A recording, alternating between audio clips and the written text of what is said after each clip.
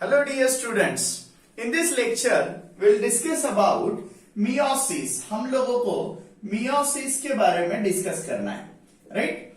सो meiosis में क्या होता है? That one cell or one parent cell get divided into four daughter cell. Okay, तो एक सेल जो है one cell divides into four daughter cells. कितने डॉटर सेल्स बनने वाले हैं दोस्तों? 4.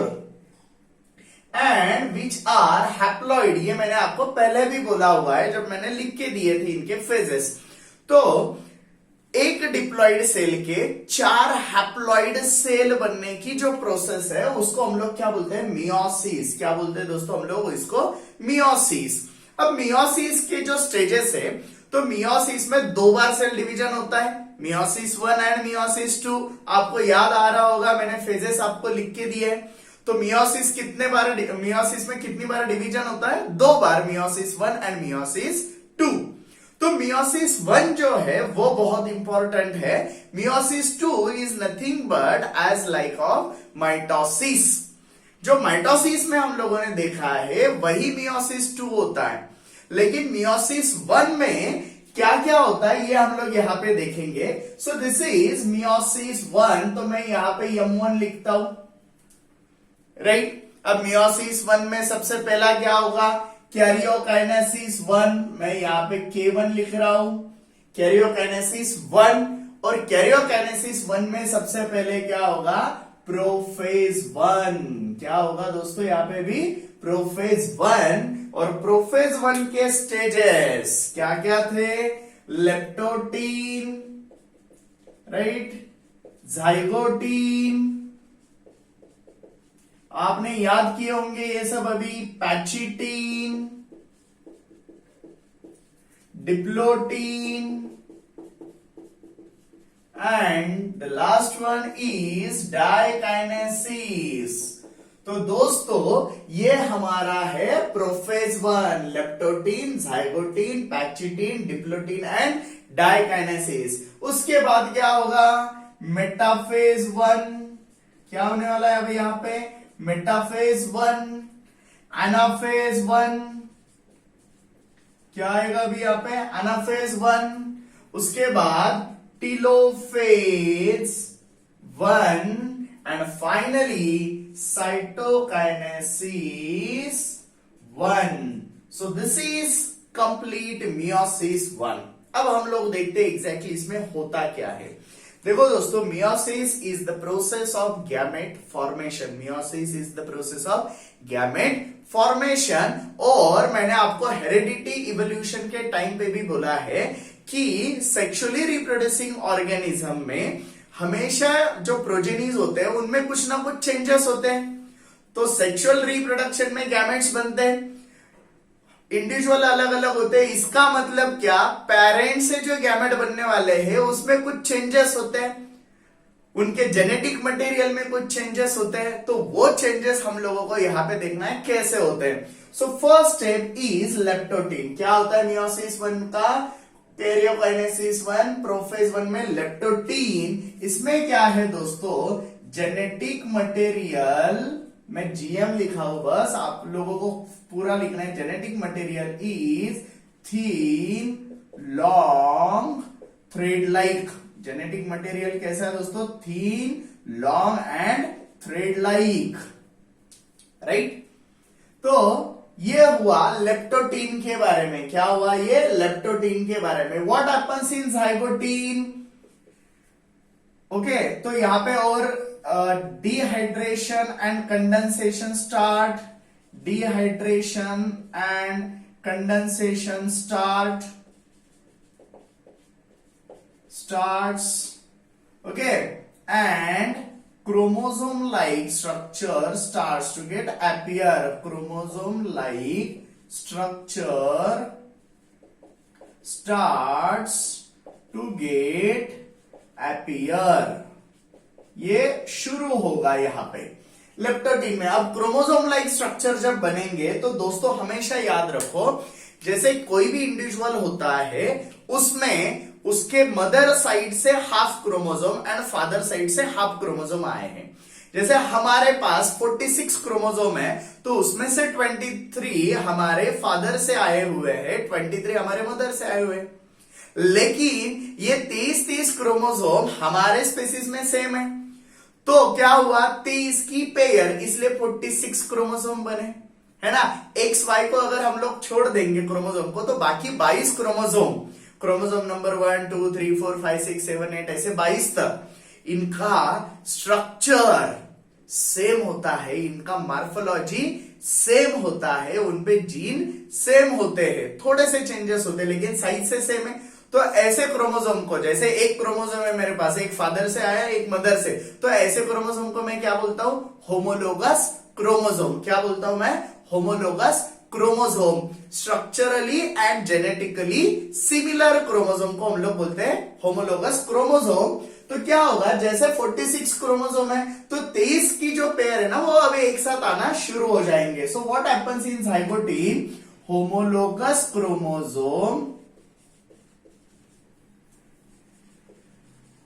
Chromosomes forms pair. क्या फॉर्म किए उन्होंने, पेयर। ये देखो, ये एक पेयर बन गया, ये एक पेयर बन गया। अब यहां पे हम लोगों ने 4 क्रोमोसोम वाला ऑर्गेनिज्म लिया है, मतलब 2 क्रोमोसोम होते हैं उनके, डिप्लॉइड है तो 4 क्रोमोसोम। ओके, सो जाइगोटिक में क्या हुआ दोस्तों, homologous chromosome forms pair. What happens in pachytene, अभी ये जो क्रोमोसोम है ये एक दूसरे पे ओवरलैप हो गए। So what happens in pachytene, chromosome overlaps with each other। Okay, homologous chromosome के जो पेयर बन गए थे, वो होमोलोगस क्रोमोसोम अब क्या हो गए दोस्तों, ओवरलैप हो गए एक दूसरे पे, राइट। और यहां पे शुरू होता है रिकॉम्बिनेशन। क्या शुरू होता है दोस्तों, रिकॉम्बिनेशन। जैसे ये एक क्रोमोसोम है, राइट, और ये एक क्रोमोसोम है, तो ओवरलैपिंग मतलब क्या होता है, ये कहीं ना कहीं कट होंगे, ये दूसरे साइड चला जाएगा और ये दूसरे क्रोमोसोम पे चला जाएगा। तो ये जो होता है ना, इसको हम लोग बोलते हैं क्रॉसिंग ओवर। क्या बोलते हैं हम लोग इसको, क्रॉसिंग ओवर, मतलब एक दूसरे के साथ क्रॉस हो गई है। फाइनली ये जब खत्म होता है, तो ये स्ट्रक्चर हम लोगों को ये ऐसे दिखता है दोस्तों।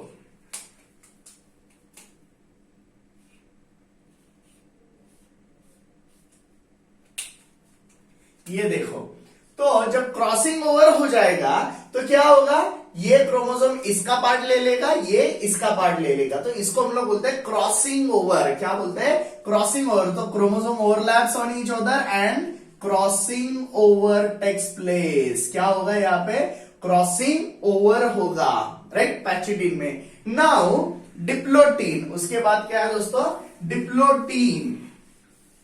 अब देखो ये क्रोमोसोम, जैसे पहले देखो, दिस इज लेप्टोटीन, पूरा जेनेटिक मटेरियल एक दूसरे के साथ कैसे भी कंबाइन है, right. This is zygotene, chromosome structure form हुआ एंड पेयर फॉर्म हुआ। ये देखो स्ट्रक्चरली एंड जेनेटिकली मतलब एग्जैक्टली सेम है ये। So this is pair.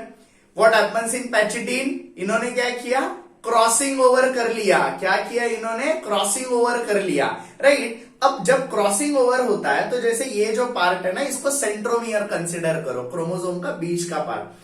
तो दिस इज क्रॉसिंग ओवर पैचिटिन में। अब क्या होगा, ये जो सेंट्रोमियर है एक दूसरे को दूर दूर ढकेलना शुरू करेंगे। तो जैसे जैसे ये दूर दूर जाएंगे, ये क्रोमोसोम क्या होंगे, सेपरेट होना शुरू होंगे। सो what happens in diplotene, chromosomes repel each other and starts to get separate, वो अब अलग अलग होना शुरू हो गए, राइट। तो क्या हो गया, वो अब दूर दूर जा रहे हैं। तो जितना ये दूर जाएंगे उतना क्रॉसिंग ओवर बढ़ता जाएगा, मतलब ये इसका पार्ट लेगा, ये इसका पार्ट लेगा, क्रोमोसोम एक दूसरे में एक्सचेंज करेंगे, जेनेटिक मटेरियल को एक्सचेंज करेंगे। Now finally diakinesis, now this crossing over ends. ये क्रॉसिंग ओवर क्या हुआ दोस्तों, खत्म हुआ। सो यहां पे crossing over ends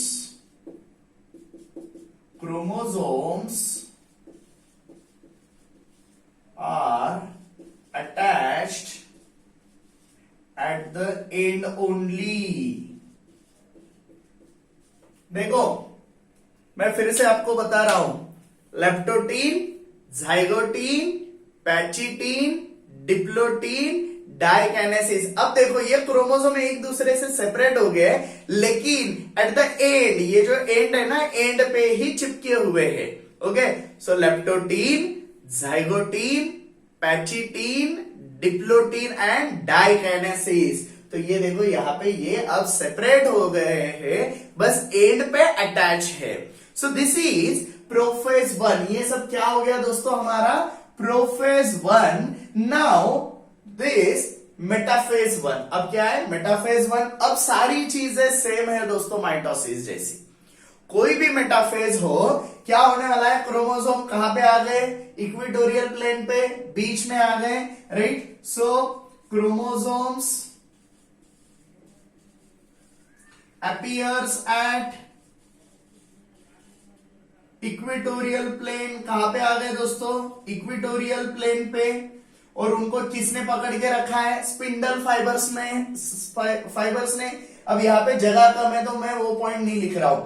so chromosome appears at equatorial plane and attached by this spindle fibers. किसने पकड़ के रखा है उसको, स्पिंडल फाइबर्स ने।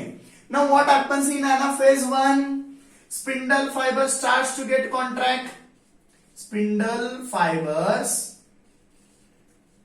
contracts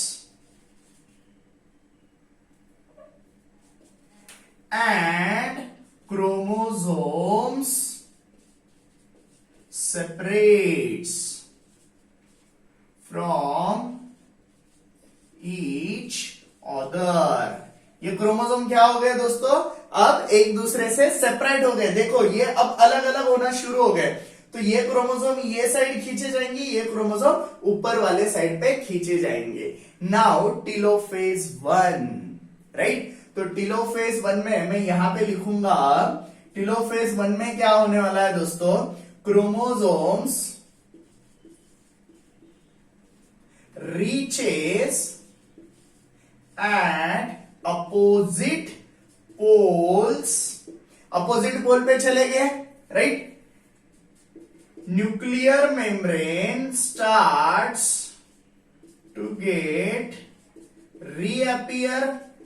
अब उसने रीअपियर होना शुरू कर दिया, right. So this is telophase 1। ये क्या है दोस्तों, telophase 1। And finally cytokinesis 1, cells divides into two daughter cells, right। This is cytokinesis 1। So from one cell दो सेल बन गए, ये मियोसिस 1। अब मियोसिस 2 में क्या होगा, ये सेल से और दो सेल बनेंगे, और ये सेल से और दो, मतलब इसके दो और इसके दो, कितने होंगे, फाइनली 4 सेल्स होंगे दोस्तों। This is meiosis 2।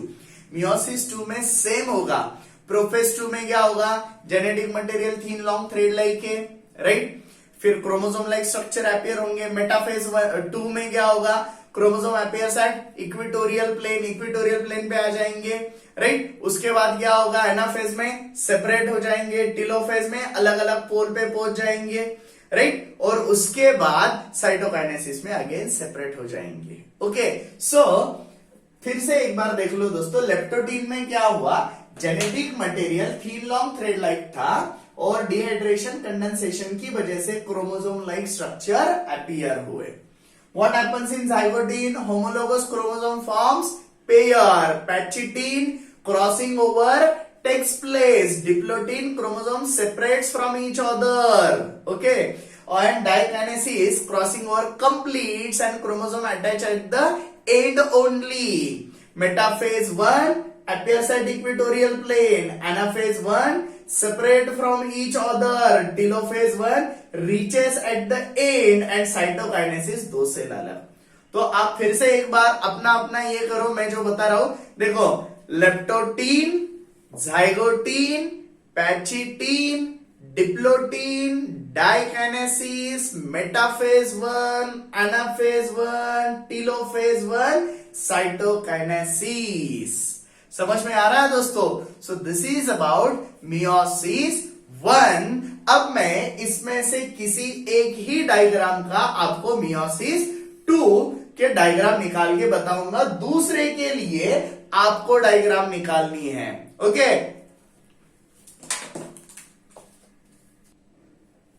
Okay students, so now this is meiosis 2। अब ये क्या है दोस्तों? Meiosis 2, right. अब मियोसिस 2 में कौन से स्टेजेस थे दोस्तों हमारे? Prophase 2, right. Same this is prophase 2, मैंने आप दोनों सेल के लिए निकाला है डायग्राम, राइट। उसके बाद metaphase 2, so this is metaphase 2, anaphase 2, anaphase 2, next is telophase 2, and finally cytokinesis 2। अब दोस्तों आपके टेक्स्ट बुक में जो डायग्राम्स दिए हैं उसमें थोड़ी सी गलती है, उन्होंने टीलोफेज के ही डायग्राम को एनाफेज वाली डायग्राम दिखा दी और डायरेक्टली साइटोकाइनेसिस दिखाए, लेकिन ये डायग्राम सबसे ज्यादा करेक्ट है। ओके, अब हम लोग बात करते हैं एक एक की। सो प्रोफेज 2 में क्या हुआ कि chromosome like structure already appear थे क्योंकि मियोसिस जस्ट खत्म हुआ है। तो ये जो फेज है शॉर्टेस्ट फेज है दोस्तों। ये कैसा है? Shortest phase. ये कैसा है दोस्तों? Shortest phase. Metaphase as usual, chromosomes appears at equatorial plane, right? Next anaphase 2 में क्या होने वाला है? Spindle fibres contracts, spindle fibres contracts and chromosomes separates and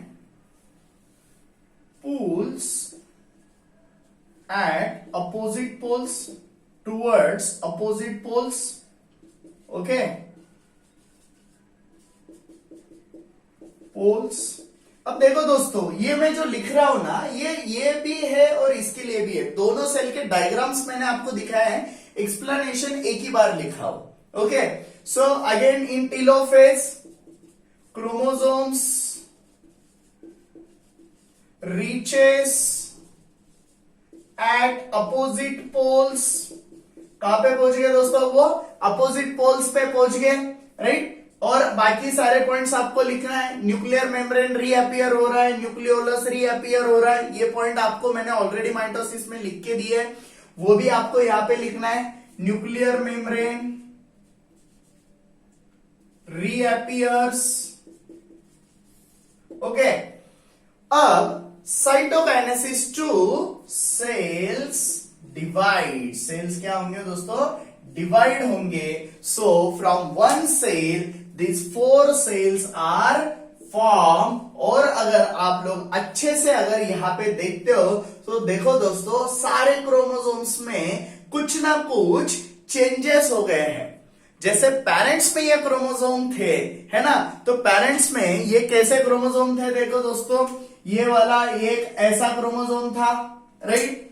ये एक ऐसा क्रोमोसोम था, है ना, जब शुरुआत हुई थी हमारे मियोसिस को। ओके, और अगर आप देखते हो चारों सेल में आपको उनमें चेंजेस दिखाई दे रहे हैं। So in meiosis recombination takes place. Recombination होता है, जेनेटिक मटेरियल में चेंजेस होते हैं, एक्सचेंज ऑफ जेनेटिक मटेरियल होता है, और इसकी वजह से सेक्सुअली रिप्रोड्यूसिंग ऑर्गेनिजम्स में जो प्रोजेनीज होते हैं वो हमेशा वेरिएशन दिखाते हैं। और जैसे आप लोगों को हेरिडिटी के हिस्ट्री में मैंने आपको बोला था, है ना, कि सुटोन एंड बोरी ने क्या ऑब्जर्व किए थे, क्रोमोसोम के पेयर्स ऑब्जर्व किए थे, है ना। तो ये ऐसे पेयर्स थे जो हमारे जाइगोटीन में फॉर्म हुए हैं, ओके, और रिकॉम्बिनेशन ये हुआ है। सो this is about meiosis. Next lecture में हम लोग दोस्तों माइटोसिस मियोसिस के डिफरेंसेस और सिग्निफिकेंस देखेंगे, ओके। अगर आपको ये लेक्चर अच्छा लगता है तो इसे लाइक और सब्सक्राइब करना मत भूलिए। Thank you.